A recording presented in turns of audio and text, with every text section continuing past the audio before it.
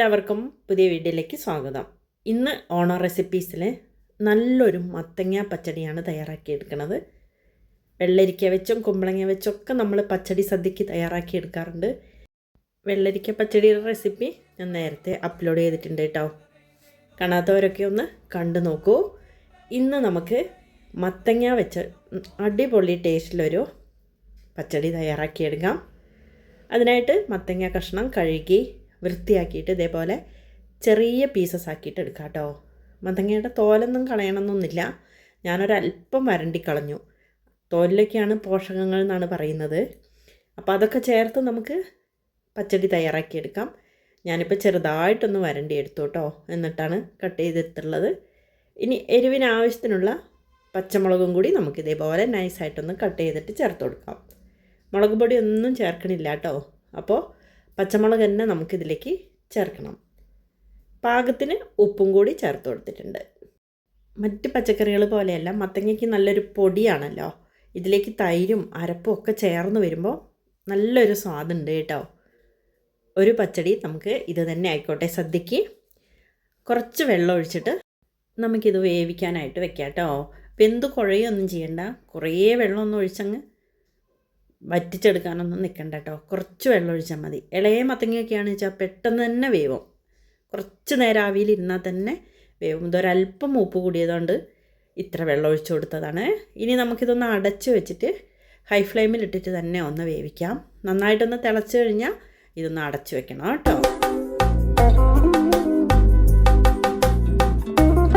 അടച്ച് വെച്ചിട്ട് നന്നായിട്ടൊന്ന് വേവട്ടെ. ഈ സമയം നമുക്ക് കുറച്ച് തേങ്ങ ചിരവിയിട്ട് അതിലേക്ക് നല്ല ജീരകം ഒരല്പം ചേർത്തിട്ട് നല്ല പേസ്റ്റായിട്ടൊന്ന് അരച്ചെടുക്കണം. ഒരല്പം നല്ല ജീരകം ചേർത്താൽ മതി, കൂടരുത് കേട്ടോ. എന്നിട്ട് സാധാരണ പച്ചടിയുടെ പോലെ തന്നെ ഒരു അര സ്പൂൺ കടുകും കൂടി ഇട്ടിട്ടൊന്ന് അരച്ച് വരാം. പേസ്റ്റ് ആവണ്ട, ഒന്ന് അരച്ച് വന്നാൽ മതി കേട്ടോ.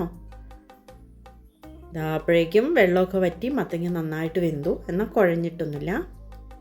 ഈ അരച്ച് വെച്ച അരപ്പ് നമുക്കിതിലേക്ക് ചേർത്തിട്ട് നല്ലപോലെ ഒന്ന് മിക്സ് ചെയ്യാം. ഉടയരുത് കേട്ടോ. മത്തങ്ങ കഷ്ണങ്ങളൊന്നും ഉടയാതെ നന്നായിട്ടൊന്ന് മിക്സ് ചെയ്യാം.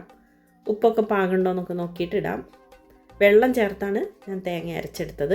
അതുകൊണ്ട് തന്നെ ആ വെള്ളത്തിൻ്റെ ടേസ്റ്റും തേങ്ങയുടെ പച്ചച്ചുവയൊക്കെ ഒന്ന് മാറ്റിയെടുക്കണം. ഹൈ ഫ്ലെയിമിലിട്ടിട്ട് നമുക്കൊന്ന് തിളപ്പിച്ച് ഒന്ന് വറ്റിക്കാം. മിക്സിയുടെ ജാറിലേക്ക് അല്പം വെള്ളം ഒഴിച്ച് അതും കൂടി ഒഴിച്ചിട്ടുണ്ട് കേട്ടോ. അപ്പം നമുക്കതെല്ലാം ഒന്ന് തിളച്ച് ഒന്ന് വറ്റിച്ചെടുക്കണം. ഫ്രഷ് ആയിട്ടുള്ള കുറച്ച് കറിവേപ്പിലയും കൂടി ഇതിലേക്ക് പിച്ചിട്ട് കൊടുക്കാം. എന്നിട്ട് ഇത് നല്ലപോലെ ഒന്ന് മിക്സ് ചെയ്തു. കൂട്ടുകാരെ, ഈ സമയം എല്ലാവരും വീഡിയോ ലൈക്ക് ചെയ്ത് കാണണം കേട്ടോ. സബ്സ്ക്രൈബ് ചെയ്യാതെ കാണുന്നവരുണ്ടെങ്കിൽ ഒന്ന് സബ്സ്ക്രൈബ് ചെയ്തേക്കണേ. കൂടെ ഹൈപ്പും കൂടി ചെയ്യണം. ബെല്ലൈക്കൺ കൂടി ഒന്ന് പ്രസ് ചെയ്തേക്കണേ. വീഡിയോ എല്ലാവർക്കും ഒന്ന് ഷെയർ ചെയ്തും കൂടി കൊടുക്കണം. നന്നായിട്ട് തിളച്ചു. ആ തേങ്ങയുടെ പച്ച ടേസ്റ്റൊക്കെ ഒന്ന് മാറി, കടുകൊക്കെ അരച്ച് ചേർത്തതല്ലേ, അതെല്ലാം ഒന്ന് മാറിയിട്ട് ഒന്ന് തിളച്ച് വറ്റി വന്നു. സ്റ്റവ് ഓഫ് ചെയ്തു. ഞാൻ മറ്റൊരു പാത്രത്തിലേക്ക് മാറ്റിയതാണ് കേട്ടോ. നമുക്കത് തണിഞ്ഞിട്ട് അതിലേക്ക് തന്നെ അടുത്ത ഇൻഗ്രീഡിയൻറ്റും കൂടി ചേർത്ത് കൊടുക്കാം. ഞാൻ മറ്റൊരു പാത്രത്തിലേക്ക് എടുത്തു. അതുകൊണ്ട് പെട്ടെന്ന് തന്നെ ഇത് തണിഞ്ഞിട്ടുണ്ട്.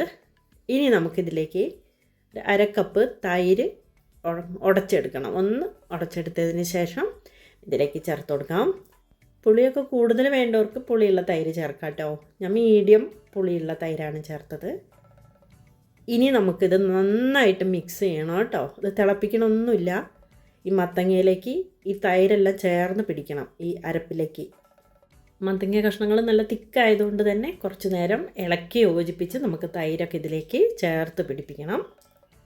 എന്നിട്ട് നമുക്കിതൊന്ന് താളിച്ചൊഴിക്കാം കേട്ടോ. വെളിച്ചെണ്ണയിലേക്ക് കടുകും വറ്റൽമുളകും കറിവേപ്പിലയും കൂടി ചേർത്ത് ഒഴിച്ചു കൊടുക്കാം. ഒരല്പസമയം ഇരുന്നിട്ടൊന്ന് ഇളക്കി യോജിപ്പിച്ച് കൊടുത്താൽ സൂപ്പറാണ്. ഒരു വെറൈറ്റി അല്ലേ. എല്ലാവരും ഉണ്ടാക്കി നോക്കൂ. വീണ്ടും നമുക്ക് മറ്റൊരു വീഡിയോയുമായി വരാം കേട്ടോ.